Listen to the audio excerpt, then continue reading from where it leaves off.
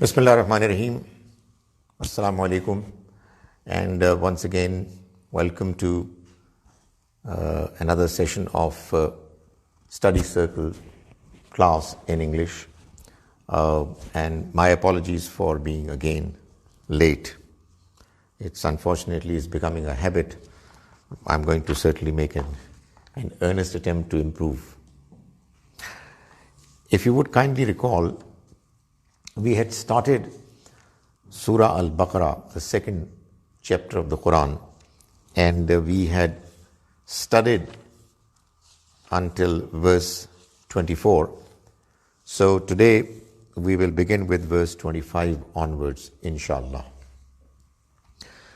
A'udhu billahi minash shaitanir rajim. I seek refuge in Allah from the evil whispers of Satan, the rejected one. Bismillah ar-Rahman ar-Rahim. I begin in the name of Allah, whose mercy is profound, whose kindness is forever.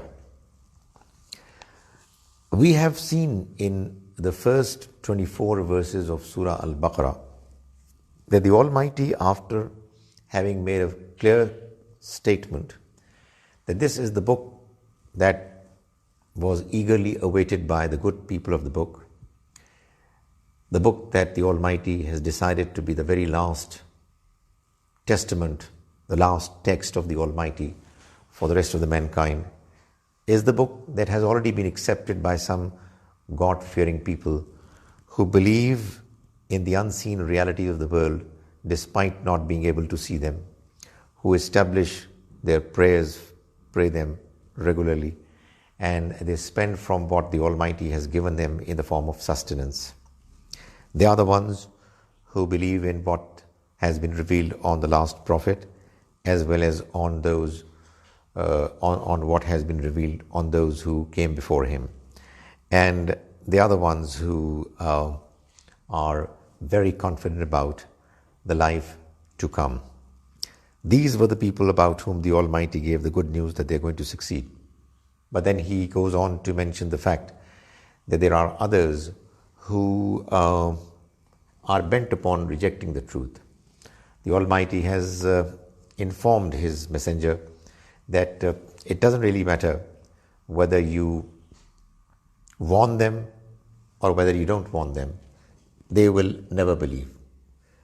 The reason is that the Almighty has given them ample opportunities, and they have lost all chances of coming to truth, to faith, to guidance, because of their unreasonable attitude that they have displayed over and over again.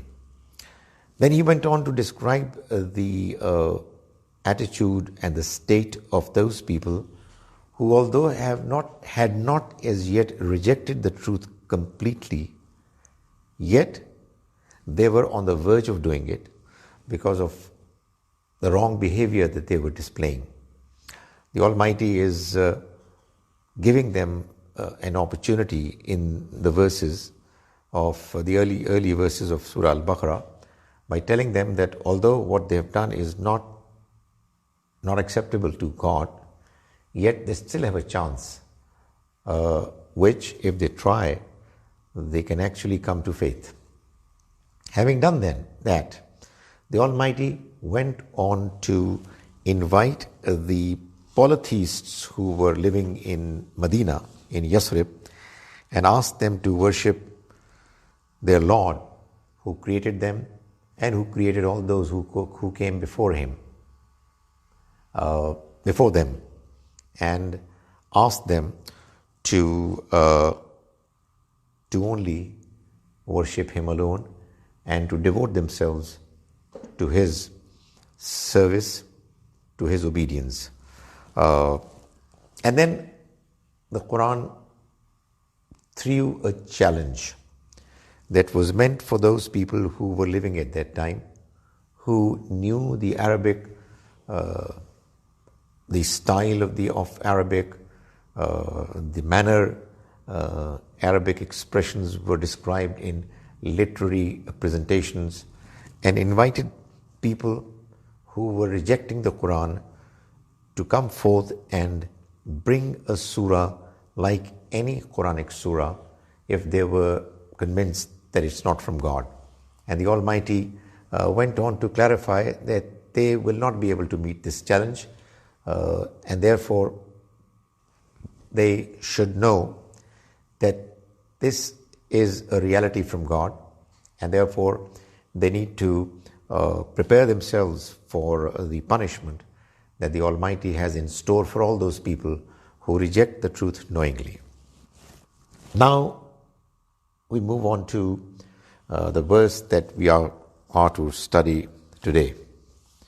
It says, وَبَشِّرِ الَّذِينَ آمَنُوا وَعَمِلُوا الصَّالِحَاتِ, and give the good news of success to those who believe and do good deeds.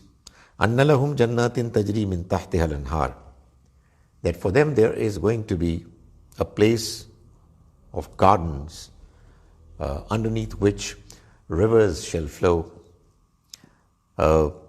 This description of the paradise has been mentioned in the Quran over and over again, and this description is the one that actually has been mentioned, keeping in view the expectations, the ideals of the time of the people living in those times, the Arabs, the Bedouins who were living in deserts. And the Quran clarified in verse 7 of the next surah, Surah Al Imran, that all this description is actually metaphorical, mutashabihat. On the one hand, it describes effectively the kind of environment that people are going to get there, but does not allow the reader to go into the details of it and to try to find out the reality of what has been described, because nobody knows the reality of the hereafter except God. We in this world, with our limited knowledge, limited experience of what pleasure could be, what excellence could be in material benefits, facilities and luxuries, the Almighty has just given an idea. And one of those descriptions is what we find here. كُلَّمَا رُزِقُوا مِنْهَا مِنْ ثَمَرَةِ الرِّزْقَ, as and when they are going to be offered with some offering of sustenance, of rizq, قَالُوا هَذَا الَّذِي رُزِقْنَا مِنْ قَبْلِ, they would say, this is what we have been given already before. That is, what they will be given over and over again would look similar. وَأُتُوا بِهِ مُتَشَابِهًا, and they're going to be given there what is similar. That is, they would imagine, apparently it's the same. But then they would come to learn about the fact that even though what they can see is what is similar to what they had been served before, the taste of it is different. As the Quran keeps saying that they're going to get blessings and beauties which are going to continue to be different, to be even better. So this mention also states the same thing, that they would, to begin with, would remark that this seems to be the very same that we have already been given.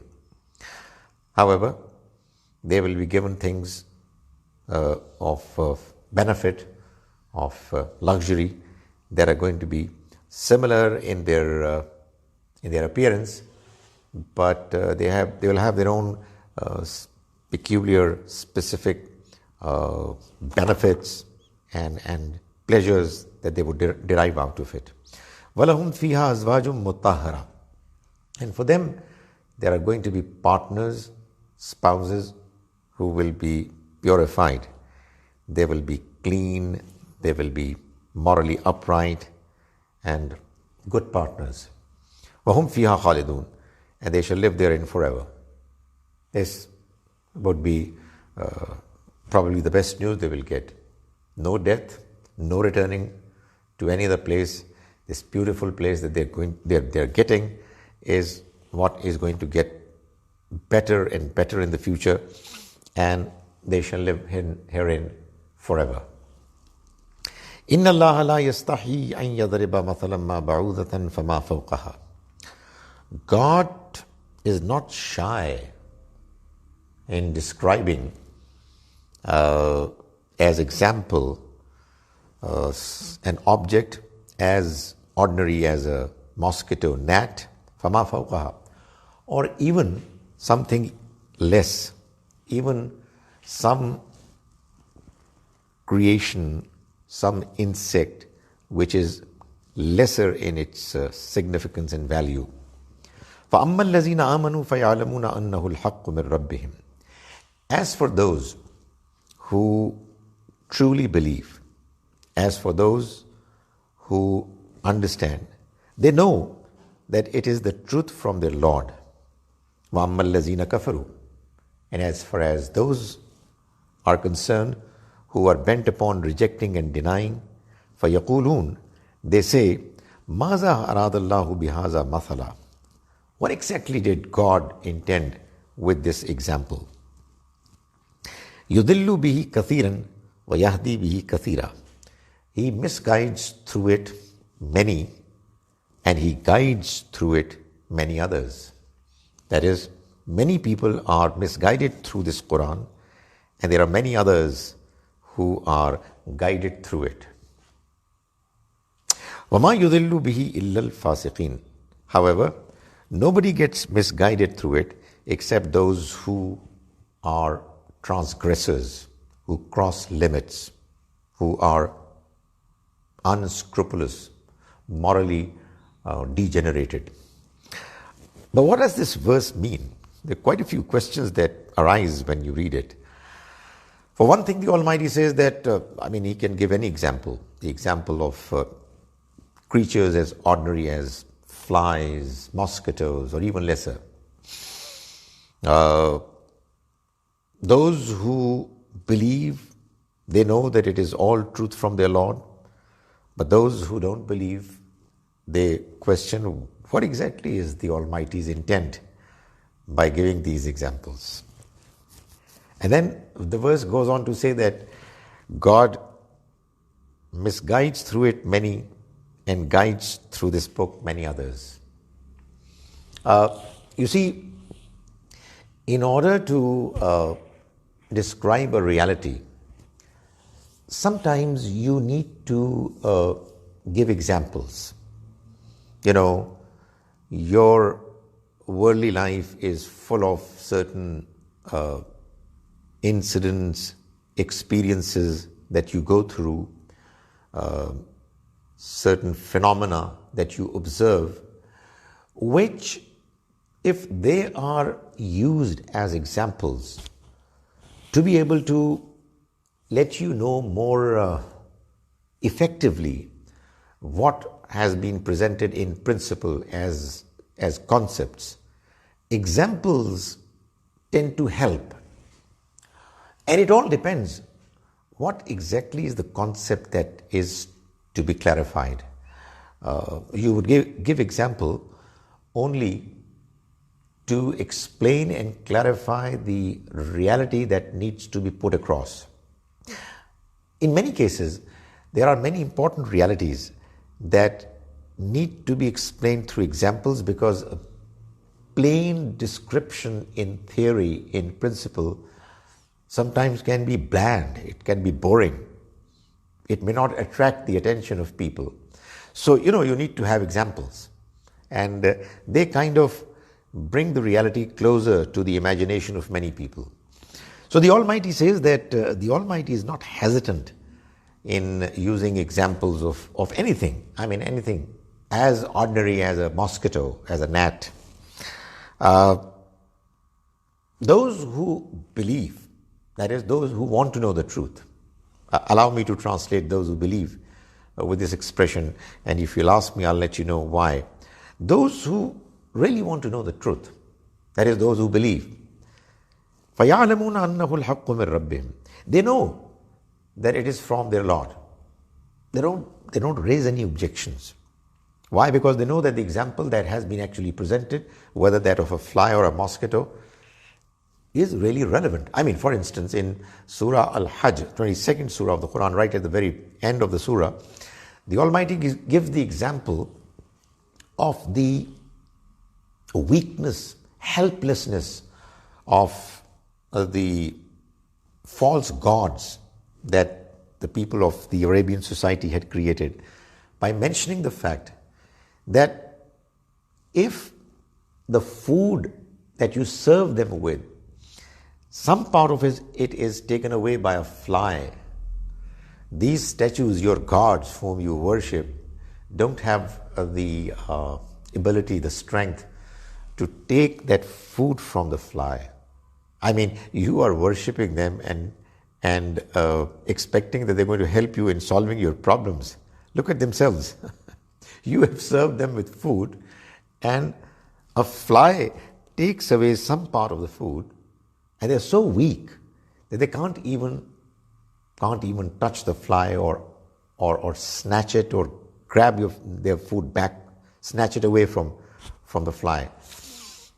It's a very good example because it actually describes the weakness, the vulnerability of those statues, and also exposes the stupidity of people who are actually believing in them and worshipping them.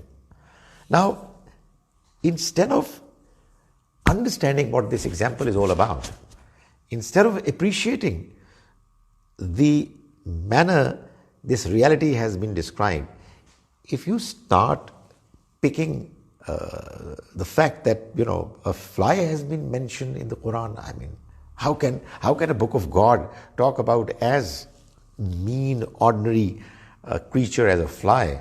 How can it be the book of God? Now, quite clearly, this criticism is not acceptable. I mean, it makes no sense. But then people have their ways of making propaganda. We have seen it time and time again, over and over again, in politics and other matters, where there are people who are attacking others with arguments which really are silly. They make no sense.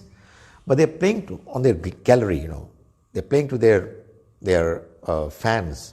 So they know that somehow if they get impressed with the arguments of the opposition or the other party, then we will lose our support and our following.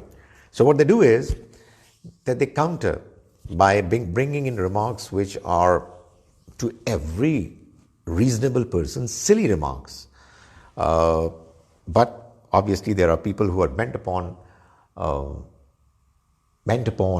denying the truth even when it comes very clearly before them. So the Almighty says that God would give any example of a fly, of a mosquito, or any. Those who are really truth-seeking, they know that it's from God and it's the truth. وَأَمَّا الَّذِينَ كَفَرُوا, as far as those who are bent upon denying the truth, I'm translating kafaru with this expression, and I would let you know if you're not clear about it, that the Quran always mentions kufr, kafara, kafir as the one who is rejecting the truth even though he knows that it's true. So, فَأَمَّا الَّذِينَ كَفَرُوا, those who are bent upon denying and rejecting the truth, فَيَقُولُونَ, they say, مَاذَا أَرَادَ اللَّهُ بِهَذَا مَثَلًا. What does the God intend by giving this example? I mean, why would God do it? Why not the example of mountains, of eagle, of tigers, of kings? Why a mosquito? Why a fly? So the Almighty says that, a person who wants to criticize can actually criticize anything, and would bring in lame arguments and flimsy points to prove his understanding, his point of view. يُذِلُّ بِهِ كَثِيرًا وَيَهْدِي بِهِ كَثِيرًا.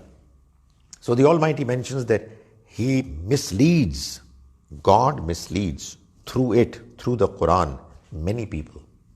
وَيَهْدِي بِهِ كَثِيرًا, and He guides through it many others.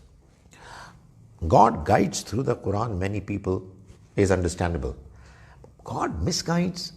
Why would He misguide? Well, the answer to this question is that the Quran itself clarifies in a number of passages, and it's one of those themes of the Quran which really you would find spread across all over the text. The theme can be given the title, the law of guidance, Quranic law of guidance. The Quran says that the Almighty has decided to have a certain set of principles, a certain criterion, which if people are going to fulfill, they'll get guided. But if they fall short of that criterion, they will be misguided by the Almighty.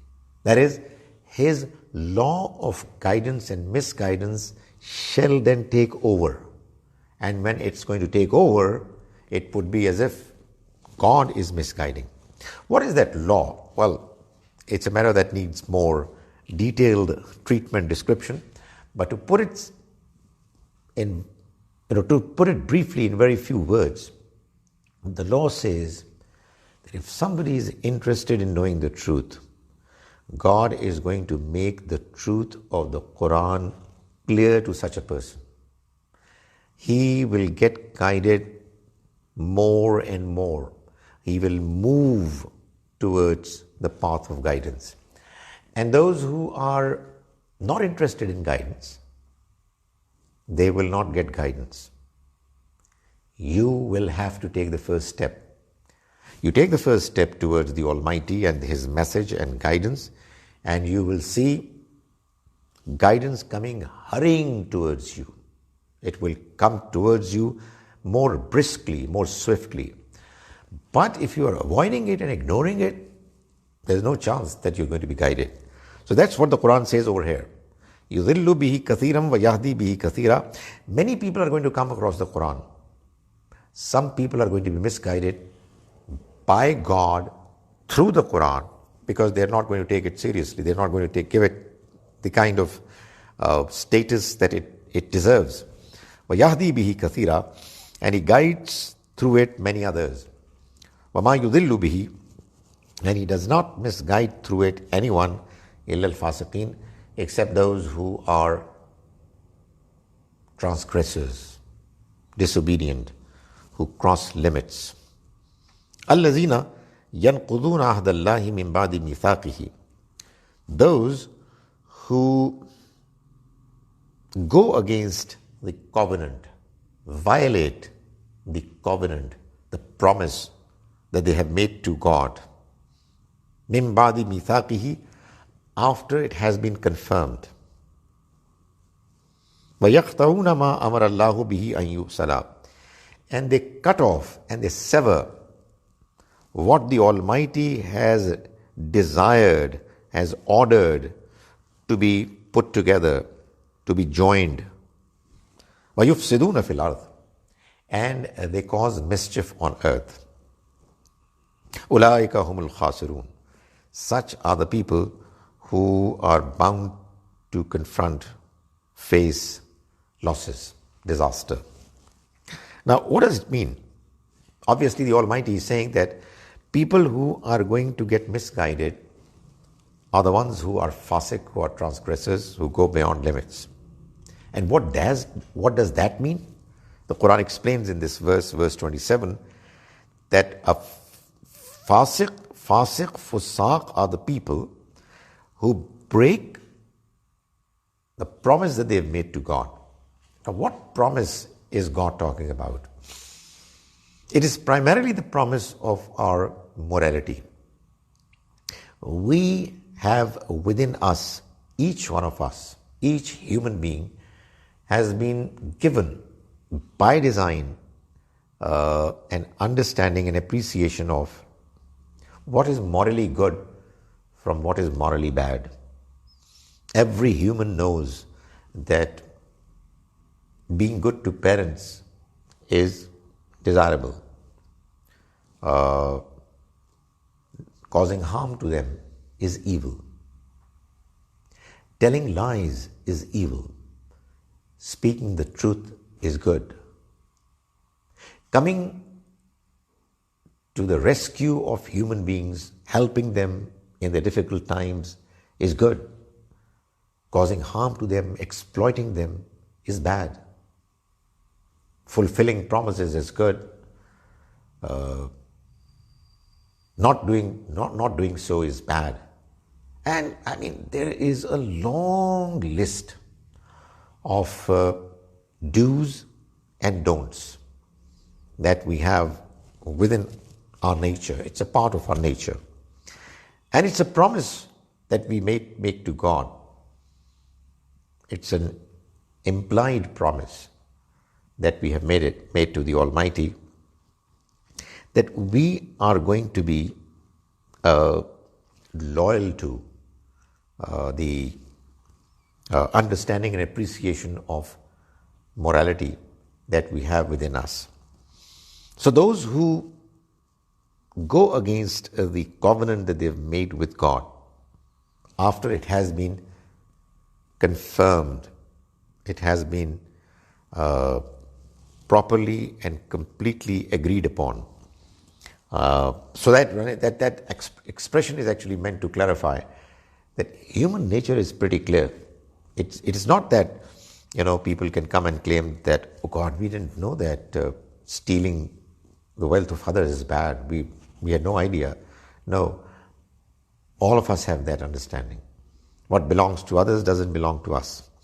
So these people who are fasiq, who in turn are the people who get misguided by the Quran, are the ones who break the promise that they have made to God.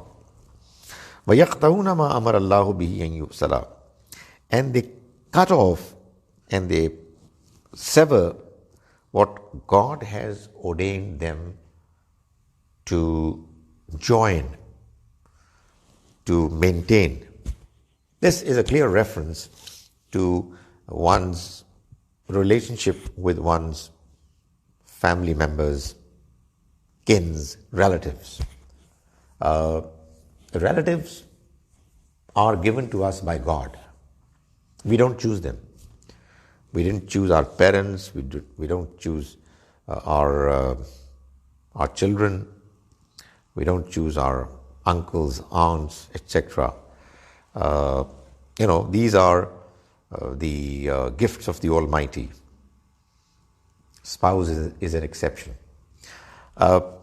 So these relations are the ones which obviously, including spouse, these have to be taken seriously.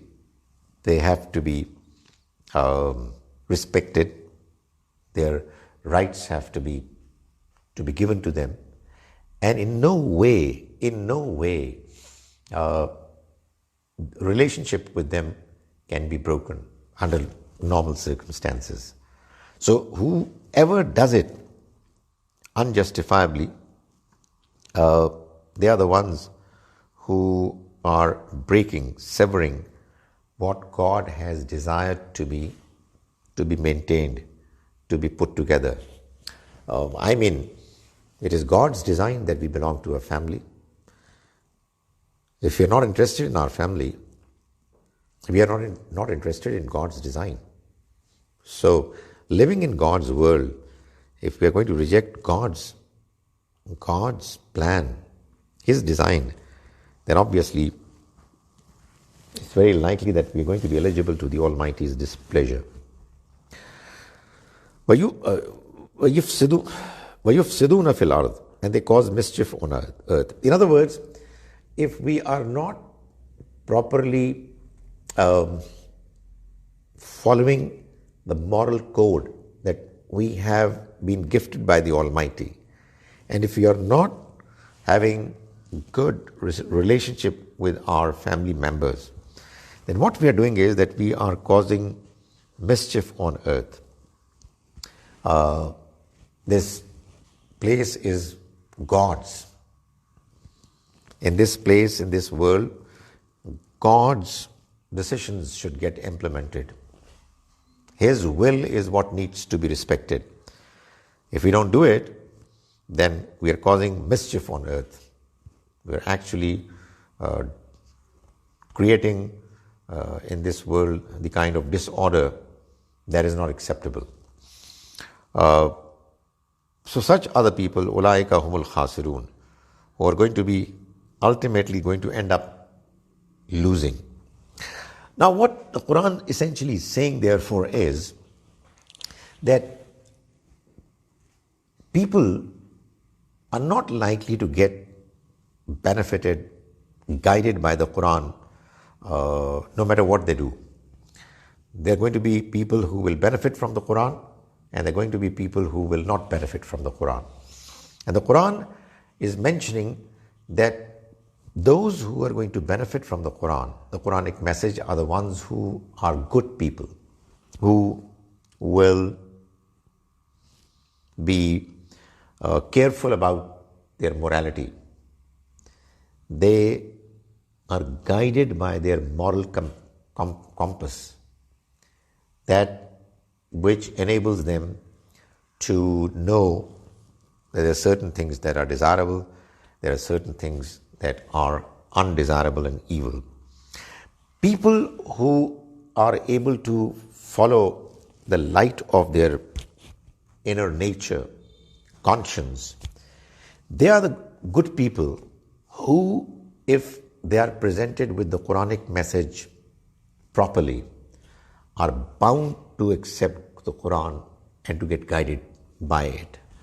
And those who are evil, those who have not valued the good nature that they were given, the instructions, the inclinations of their nature, they ignored. They are the ones who will not be guided. In other words, what the Quran is saying is what it has said in other passages as well, that the Quran is a light which has come to guide us. This light is appreciated and valued, or call it, this light is caught by another light inside us, which is the light of our nature. Some people are able to maintain that light, continue to enable that light to be kindled, and it stays. And the light of the Almighty's divine message is what is actually appreciated by this inner light. And the two, when they come face to face with each other, the smaller light, it catches the bigger one. That is what the Quran says in verse 35 of Surah An-Nur, 24th Surah, verse 35. Nurun ala nur. It is as if it's light upon light. The divine message of the Almighty is a bright light. And our nature and our conscience is also a light, even though compared to the divine revelation, it is dimmer. Yet, nonetheless, it is light. If people, by doing evil acts, performing negatively, they extinguish this light, then there is no way that humans can actually appreciate the light of the divine revelation. What it means, in other words, is that if God's message is presented to people properly, which is done always when the prophets are there, when they present the Almighty's message themselves, it is not possible for a good human to not be able to believe in that message, to not be impressed by that message. The times other than the times of the prophets are different. We can never be sure. We can never be sure about our performance. When we, ordinary humans, when we deliver God's message, it may be that we are delivering it properly. At times it may be that we are not delivering it properly. And therefore, we should never blame people who are not able to see what we are saying as correct and true. We should continue to invite them help them understand, pray for them. However, the Quran is very clear that if the message of God is presented properly, good people are going to be attracted towards it, and bad people are not going to be attracted towards it. The next verse says, كَيْفَ تَكْفُرُونَ بِاللَّهِ. How can you deny, reject God? وَكُنْتُمْ أَمْوَاتًا.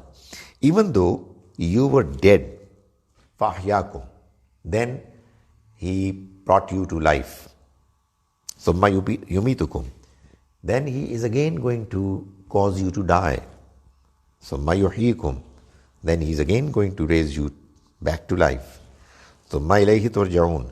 Then it is towards Him that you're going to be returned. Now, this verse begins by saying, how can you deny God? How can you reject God? But in actual fact, what it is saying is, how can you reject the life hereafter? How can you reject life after death? But instead of asking that question, the question that the verse is posing is, how can you reject God? The reason is very simple. According to the Quran, if you do not accept life hereafter as a reality, you're not actually accepting God. You're not believing in God. Belief in God without belief in His plan, His scheme of creating another life after death is useless. It is as if you are rejecting God. So the Almighty says, كَيْفَ تَكْفُرُونَ بِاللَّهِ. How can you reject God? وَكُنْتُمْ أَمْوَاتًا. Even though you were dead, فَأَحْيَاكُمْ. Then He brought you to life. You know, there was a time when we were nothing. We were dead. We had no existence. And then God created us. ثُمَّ يُمِيتُكُمْ. Then He is again going to make you die. ثُمَّ يُحْيِيكُمْ. And then He is again going to bring you back to life. ثُمَّ إِلَيْهِ تُرْجَعُونَ. And then towards Him you are going to be returned. So, essentially, the verse is saying that, you know what? You will be brought back to life after your death. And this is something which is a necessary, essential requirement, expectation of belief in God. If you believe in God, you've got to believe in a life after you die, because without accepting, understanding and appreciating that life, you cannot make any sense of this life either. This life makes no sense. I mean, it's unfair, it's seriously problematic. There are miseries, tragedies, there are people who are doing things which are evil, extremely evil. There are other people who are good and they are suffering, etc.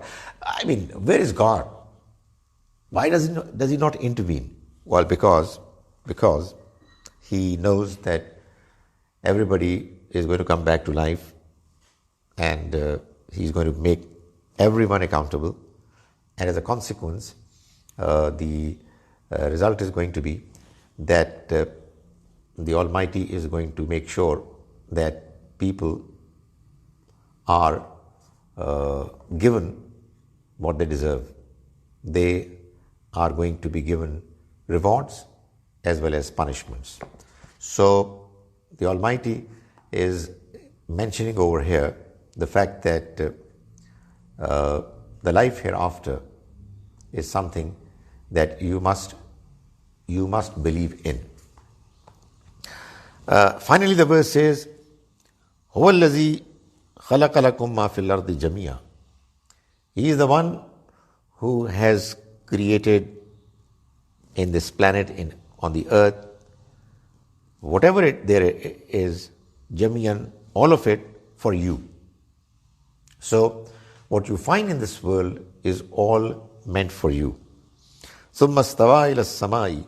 Then He attended towards the sky, فَسَوَّاهُنَّ. Then He made it into sab'a samawat, 7 heavens. وَهُوَ بِكُلِّ شَيْءٍ عَلِيمٌ. And He knows everything. He has knowledge of everything. That is, He has, this world has been created in a manner that all your needs that you will have in the future, have been incorporated, have been taken care of. Everything you need is, everything in this world is for you. This particular planet has been made completely adequate, appropriate for human living.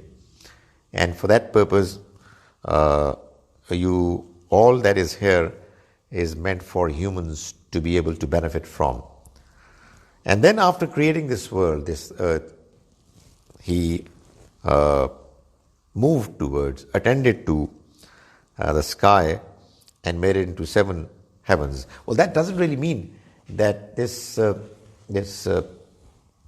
planet was created first and then the rest of the world.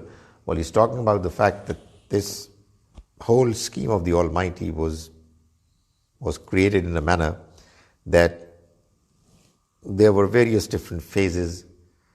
He would attend to one project first and then the other, and there was a certain sequence. And obviously, in all that happened, there was a design which got implemented through a process of evolution. There were certain things that happened first, and there are certain others that happened later. And God knows everything, and therefore it was through His knowledge that all these things came about. We stop here, and I will look for your questions if there are any.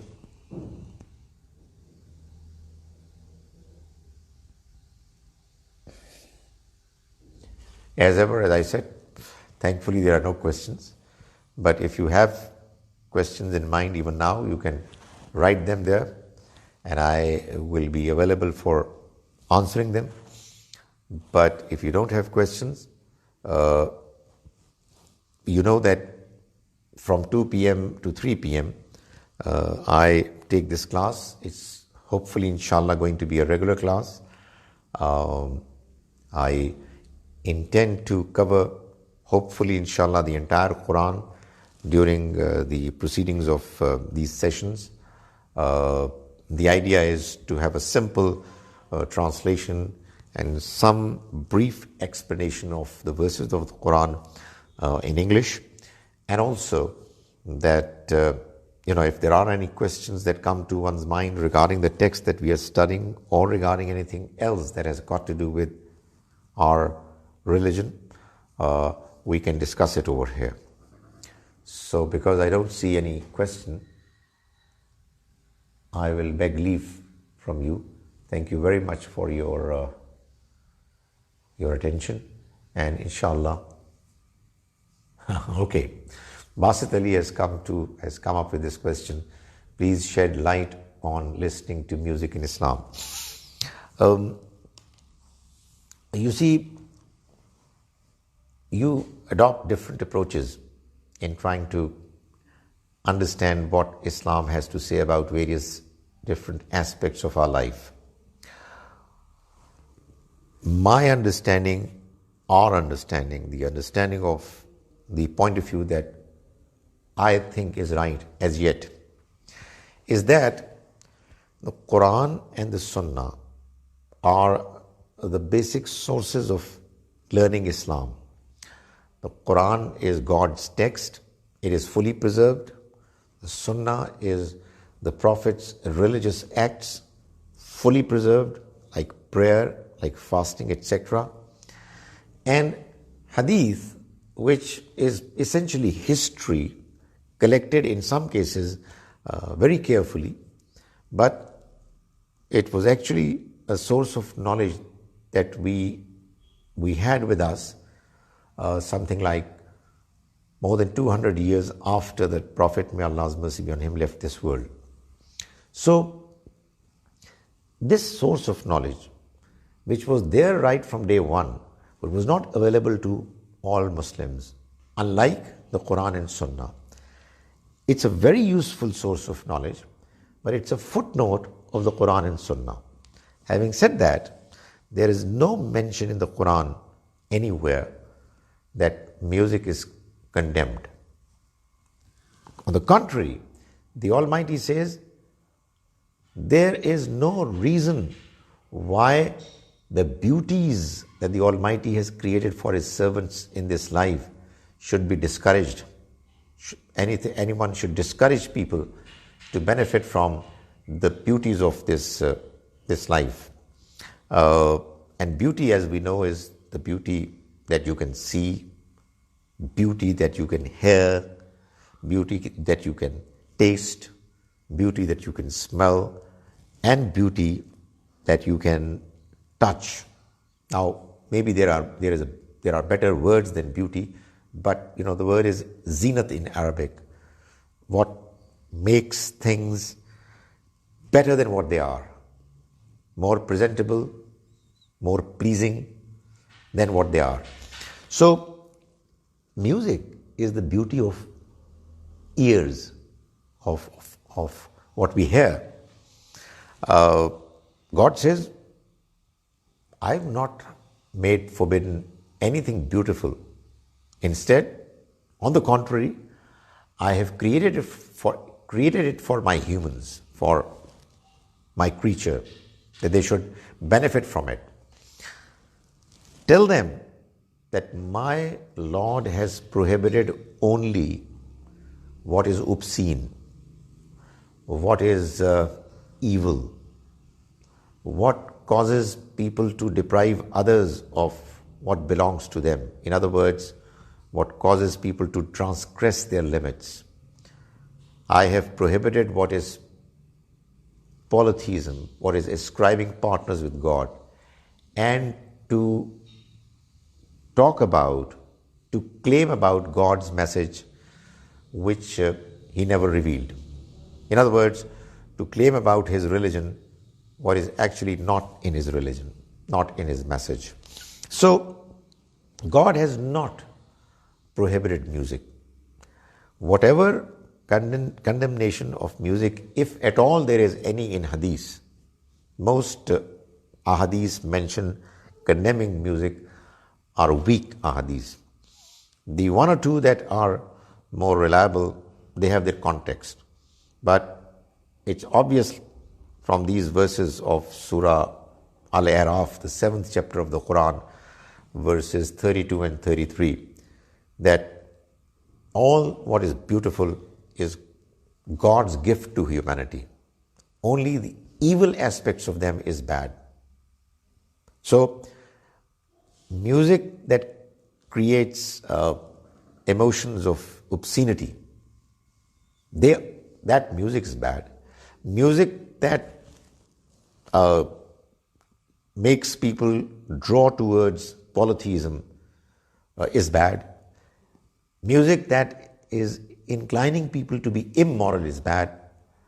Otherwise, there's nothing wrong with it. My question is, why in certain time periods of a day we should not offer namaz? I listened to your lesson that during those days people used to worship sun, but in present era everyone knows sun is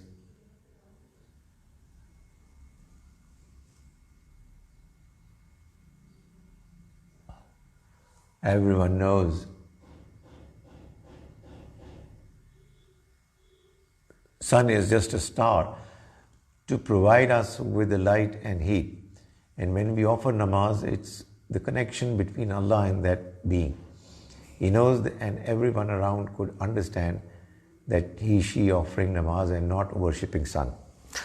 Well, simply because of the fact that when there was something as evil, as horrible as worshipping sun happening at some point in human history, in order to completely reject that way of approaching God or worshipping, the Almighty has asked us believers to not worship Him during the times when a non-God deity used to be worshipped. It's it's a way of condemning polytheism. It's a way of showing our dislike for it. God is the one who has asked us to worship Him, and He is the one who is the most eligible to tell us that even my worship is not desirable when that evil act used to happen. So it's only two brief periods, one at the time of the sunrise and the other at the time of sunset. It's not more than 10 minutes each, and that too, you must not initiate a prayer during that time period. If you already started your prayer before that period began, and you move into that period, then it would be okay, it would be acceptable. What is not acceptable is the fact that you initiate a prayer at that time.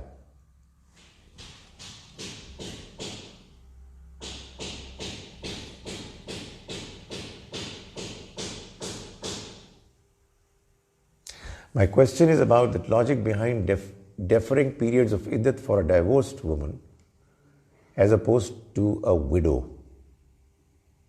My question is about the logic behind deferring periods of iddat for a divorced woman as opposed to a widow.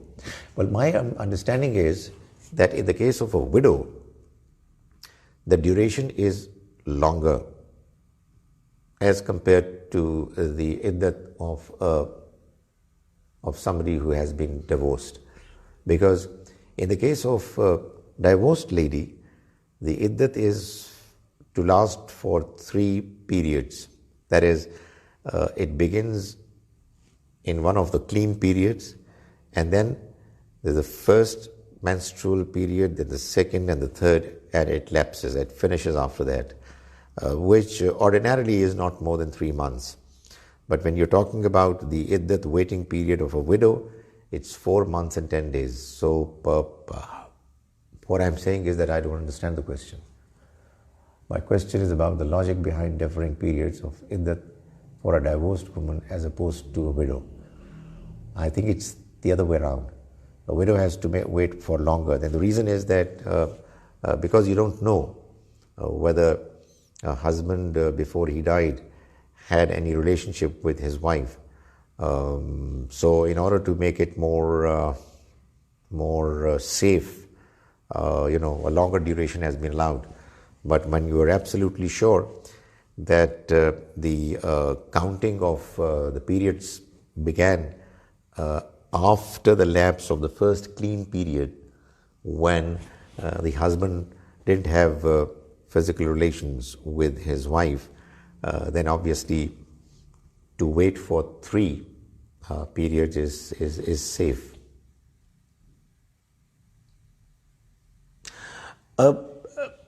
That's what I'm saying. In the case of divorce,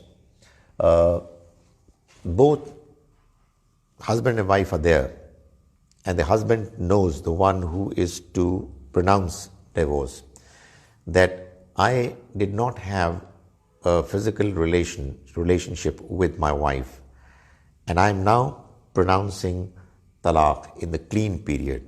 And then there are going to be first, second and third periods coming one after the other. And after the third period, it would be absolutely clear that if the wife is still not pregnant, that she will not be pregnant. In the case of a widow, we don't know whether the husband left her with a physical relationship that happened immediately before his death or not. So in order to make sure that this whole possibility of a woman bearing the child of a deceased husband, it becomes absolutely clear over a period of 4 months, 10 days. So it's a period which is long enough for that possibility to emerge, if at all the lady is pregnant.